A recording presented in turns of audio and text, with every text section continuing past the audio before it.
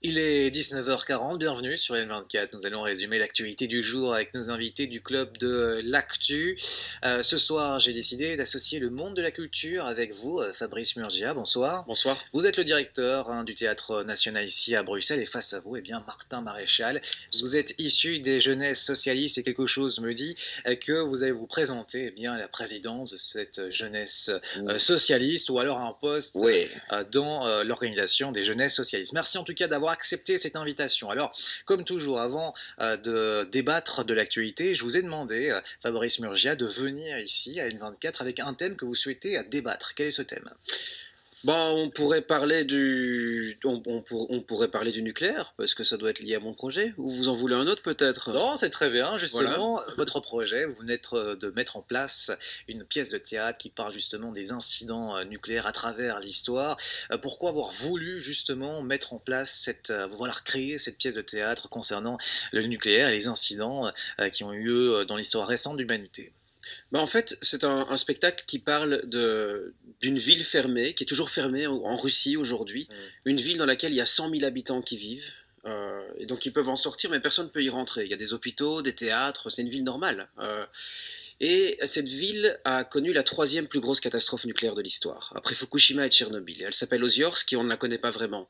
Ce qui m'a frappé, c'est de voyager sur place, d'interviewer les victimes qui demandaient une indemnisation et qui en avaient pas. Et quelque part, j'ai été indigné. Et comme à chaque fois que je fais un spectacle, bah, c'est cette indignation qui m'a porté Vous avez fait un à la travail de scène. journaliste, vous avez été sur le terrain, récolter de l'information aussi. C'est plutôt un travail de reportage, parce qu'un journalisme, ça demande une question d'éthique, d'objectivité, exactement. Ici, c'est du documentaire, et donc, comme c'est une œuvre artistique, donc elle n'est pas objective. Mais elle n'est pas non plus criarde, ni revendicative. Alors, quelque chose me dit, et d'ailleurs ça s'est vérifié, que la Russie a très peu apprécié votre travail. Oui, en fait, effectivement, on a eu la grande surprise de voir à la première débarquer une équipe de caméras cachées, de journalistes avec des caméras cachées, qui ont fait un live dans le théâtre sur la deuxième chaîne nationale, la deuxième chaîne la plus importante du pays. Quand même 6 minutes dans leur de journal télévisé, on se pose la question de pourquoi une œuvre théâtrale peut à un moment attiser autant cette curiosité, voilà. Justement, qu'est-ce que vous avez voulu mettre en avant à travers votre œuvre, qui est pour l'instant jouée au Théâtre National avec votre pièce de théâtre? Bah, c'est une forme de théâtre assez particulière où il y a à la fois de la vidéo documentaire qui a été prise sur place, il y a aussi une activiste qui nous a activement aidé qui est présente aussi sur scène, qui nous a activement aidé à développer le spectacle, et quelque part c'est plutôt le relais d'une parole. Le relais de la parole des victimes, qui sont encore vivantes aujourd'hui, parce que vous savez, c'est de ça qu'on peut parler peut-être avec le nucléaire aussi, c'est que la contamination radioactive, elle contamine les générations futures. Donc c'est un problème qui ne, qui ne s'échelonne pas comment dire, à notre humanité à nous, ou à la deuxième partie du XXe siècle. Ça considère, ça concerne, pardon, des centaines d'années plus tard. Moi, j'ai voulu simplement donner une parole à ça et peut-être faire germer quelque chose, une discussion au bar après le spectacle, ou peut-être la possibilité que les politiques s'en emparent, ce qui est arrivé, par exemple, dans le cas du spectacle. Donc, j'en suis très content.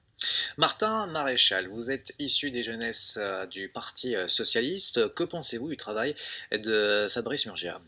Bah, je trouve que c'est hyper intéressant, effectivement. On en parlait un petit peu avant. Je trouve que c'est toujours bien quand le monde artistique prend position aussi un petit peu politiquement, sans vraiment, voilà, sans faire vraiment de la politique au sens traditionnel, mais profiter du canal culturel, artistique pour pouvoir justement véhiculer des messages, ou en tout cas, certainement pour chez nous, pouvoir mettre en avant des choses qu'on n'entend pas très souvent, d'ailleurs chez nous.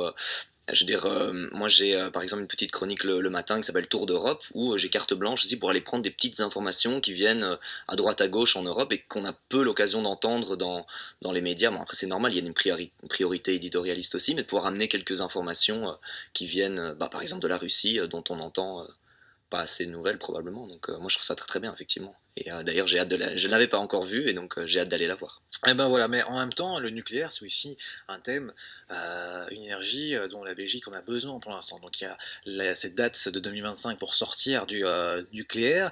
Alors évidemment, on n'est pas en lien avec le passé de la Russie ici, mais le nucléaire, est-ce que c'est une énergie qu'on a encore besoin, nous, Belges, ou alors finalement, on peut s'en passer? Martin Maréchal. Mais donc au jour d'aujourd'hui, on en a encore besoin, mais en même temps, on sait très bien qu'un réacteur nucléaire, normalement, après 40 ans, il faut pouvoir le fermer, ou en tout cas sérieusement en tout cas les améliorer, on va dire. C'est très compliqué parce qu'en Belgique, donc notre pack énergétique, c'est à peu près 50% qui dépend du nucléaire. On sait qu'en France, c'est même 75%. Bien mais il y a sûr, une volonté des pays voisins à la Belgique de sortir progressivement tout à fait. du On a vu que les nucléaire, Allemands et c'est sorti aussi, c'est ancré dans la loi en Belgique. tout à fait, tout à fait. C'est effectivement un cap, c'est un cap qui est clair et défini enfin, c'est un cap vers lequel on tend. Maintenant, c'est pas simple. Il va falloir évidemment pouvoir avoir des alternatives énergétiques. Il y a énormément de développements qui sont faits dans cette direction-là. Maintenant, c'est pas quelque chose qui se fait facilement, et je dois dire que je suis pas du tout un expert non plus du mix énergétique en Belgique. Oui, Fabrice Murgia, justement, vous avez mis en avant cette œuvre en lien avec les incidents nucléaires et l'incident dont vous parlez dans votre pièce en Russie, qui est très peu connu par rapport à Tchernobyl. Justement, vous aviez eu l'idée aussi, en faisant cette œuvre, de parler du nucléaire et d'interpeller aussi, en tout cas de bousculer un peu la conception qu'on a de cette énergie en Belgique? C'est pas une œuvre qui est pro ou anti-nucléaire. Clairement, j'ai mon opinion là-dessus. Je pense que vous dites on en a encore besoin. J'ai envie de dire pourquoi on en a encore besoin. Oui, effectivement, nos modes de vie. En l'état actuel des choses, Bien de sûr. manière très factuelle. Bien sûr, mais la question, c'est là également la modification de nos modes de vie, pas à répondre à des alternatives. Il y en a plein, comme le thorium, par exemple, qui est quand même une énergie qui pose après des questions également de peut-être une chute éventuelle de notre économie si ce genre d'énergie alternative verrait le jour. Mais pour rester dans des choses très concrètes et très... quand on fait un spectacle, c'est pas parce qu'on a forcément quelque chose à revendiquer ou à faire germer dans la tête du spectateur une opinion personnelle. C'est plutôt pour créer du débat. C'est à ça que je pense que la culture peut servir. Et je pense que c'est magnifique quand les politiques s'en emparent ou les citoyens s'en emparent, en discutent au bar, et tout à coup, il y a par exemple dimanche 22 au Théâtre National un débat sur le nucléaire. On a bien pris le soin d'inviter également des pro-nucléaires. Le Théâtre National n'est pas un lieu de propagande des idées des artistes qui, on le sait, sont plutôt des gens humanistes de gauche qui vont à un moment aller voir parfois vers l'utopie, des choses qui correspondent pas pardon, forcément à notre mode de vie actuel. Est-ce qu'on peut pas se passer du nucléaire? Non. Est-ce qu'on peut réfléchir à comment s'y passer plus activement? Je pense que oui. Je pense qu'on peut être toujours plus actif parce que la transition écologique, et les jeunes sont bien là, moi j'ai un gamin de 12 ans pour nous le rappeler, c'est une question qui est prioritaire. Et il faut s'emparer des questions des plus jeunes aussi. Je pense qu'il a tout à fait mis le doigt dessus. La solution dans cette espèce de difficulté énergétique, c'est la réduction de la consommation d'énergie. En fait, simplement, je veux dire, dans la vie, tout est énergie. Et tant qu'on augmente nos besoins en énergie, il faudra trouver une source, qu'elle soit carbonée, nucléaire, ou même dans les énergies renouvelables, dont on sait très bien qu'aucune énergie va débarquer un jour, miracle, une technologie extraterrestre qui tout d'un coup remplace tout, et que même si c'était le cas, ce ne serait pas enviable du tout. Il faut aller vers une forme de sobriété énergétique, ça on le sait, et c'est la seule façon de pouvoir avancer de façon durable. Je ne sais pas si la génération de nos parents s'est rendu compte que il fallait peut-être, et la nôtre également, maintenant j'ai 35 ans, donc je peux plus parler comme un jeune. Allez, quand même un peu. Ouais, un peu. On doit aussi changer nos modes de vie. C'est la même chose dans les rapports nord-sud, et ne parlons même pas du climat, parce que on vient d'en parler. Je pense qu'on ne peut pas effacer la dette du tiers-monde ou sans l'annuler ou sans changer nos modes de vie. En fait, quelque part, on est en Europe, on vit quand même bien sur les autres continents, et je pense qu'on est coupable aussi de ces différences, sans être de grands coupables. Je pense que...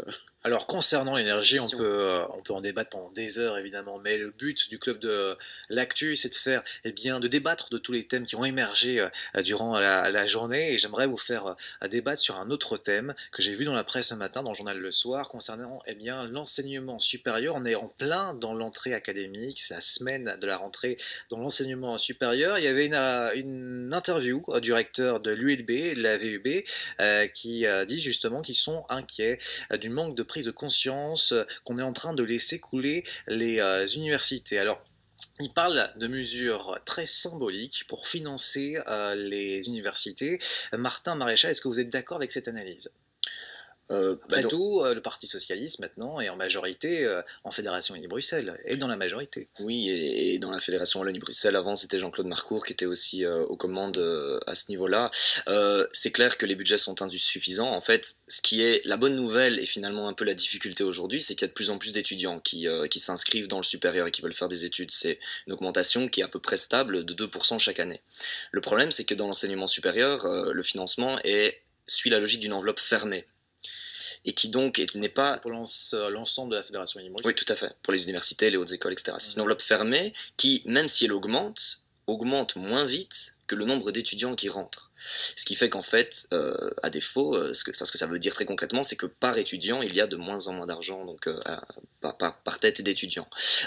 Donc, ce qu'on recommande évidemment, c'est d'arriver à sortir de cette enveloppe. L'autre grand problème de cette enveloppe fermée, c'est qu'elle a un effet un petit peu pervers, c'est qu'elle crée de la concurrence entre les établissements scolaires, puisque plus vous avez d'élèves qui rentrent dans votre établissement, qui sont inscrits, plus vous pouvez revendiquer une grande part de cette enveloppe.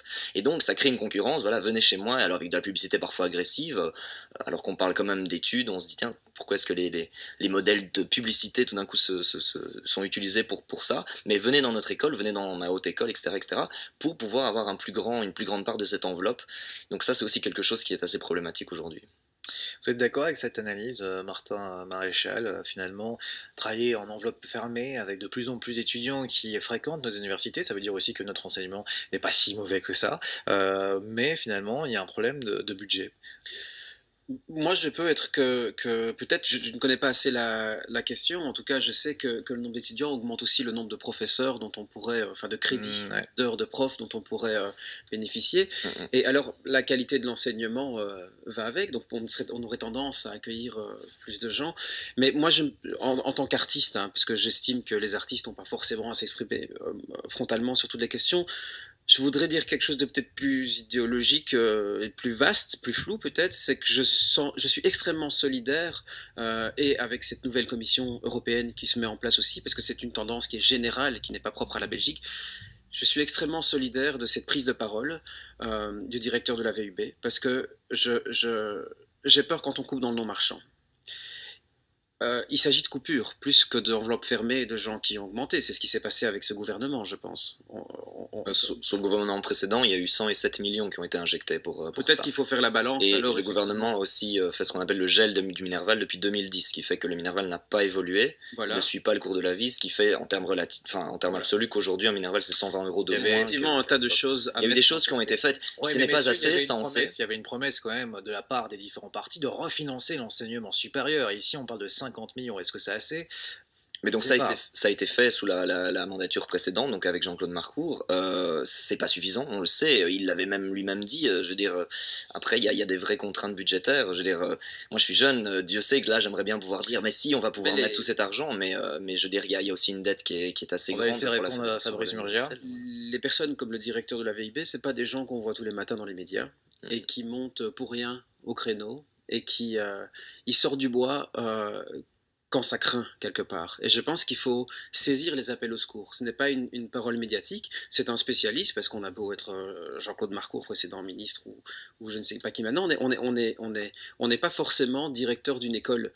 Donc, quelque part, les budgets sont fermés. On le sait bien que l'argent ne tombe pas du ciel. Mais moi, je voulais simplement dire, sans avoir d'opinion personnelle, ne connaissant pas techniquement le projet, que je suis solidaire de cette personne qui sort du bois, qui ne le fait pas souvent, qui est issu du non-marchand, et je serai attentif pour le moins à son... Vous aimez la démarche, c'est-à-dire que quelqu'un qui va au devant de l'actualité et qui dit il faut absolument investir dans n'importe quel secteur, associatif ou non, marchand ou non, justement, vous êtes prêt à le soutenir par la démarche qu'il fait, c'est ça ? Non, parce que peut-être que techniquement, c'est comme dans les budgets culturels. Je veux dire, évidemment, on voudrait financer toutes les compagnies et tous les théâtres.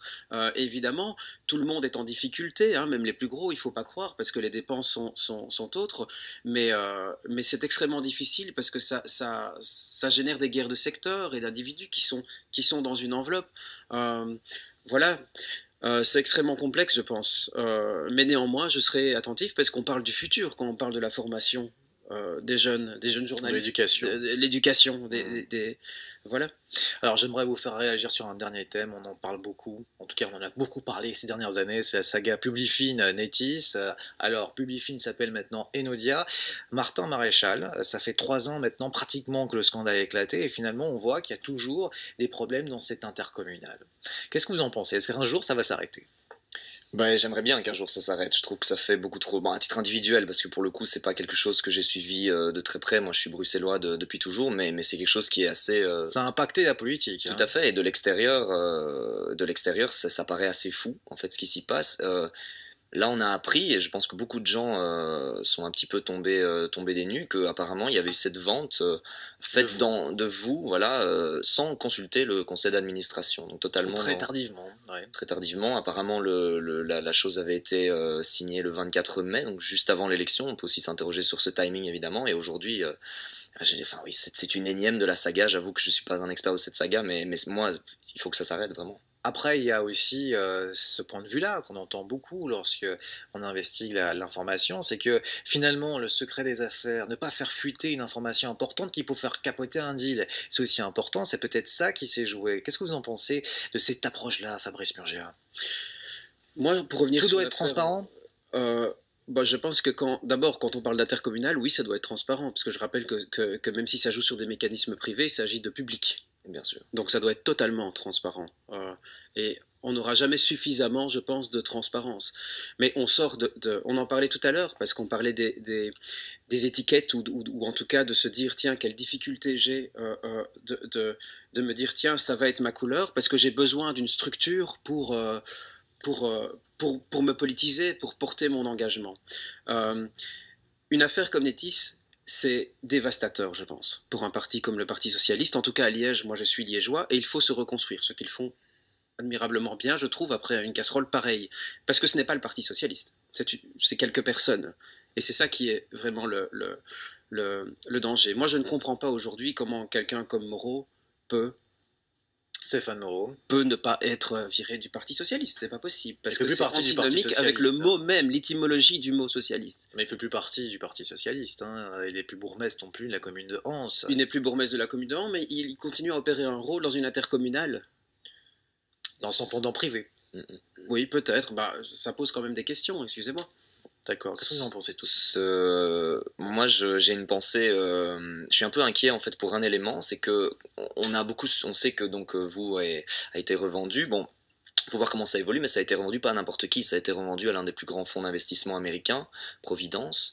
Et moi, je pense que derrière toutes ces, parce que bon, vous, c'est aussi des gens qui travaillent, c'est aussi voilà, des salariés qui sont là, et eux, ils ont très peur, parce que je veux dire, quand tout d'un coup, la décision, donc on parle de 50% des actions plus une, donc la majorité décisionnelle sur ce qui va se passer, est délocalisée en fait aux États-Unis, eux vont regarder que des Excel sheets avec combien ça rapporte, est-ce que c'est bien, et on sait très bien que la première bande d'ajustement, c'est la force salariale. Moi, j'ai très très peur pour les gens qui travaillent aujourd'hui. Je comprends les gens qui s'inquiètent aujourd'hui. C'est ça aussi auquel il faut penser. Merci beaucoup en tout cas pour votre intervention dans ce club de l'actu dont l'objectif est de retracer les grands thèmes de l'actualité qui ont émergé aujourd'hui. Merci vraiment pour votre participation.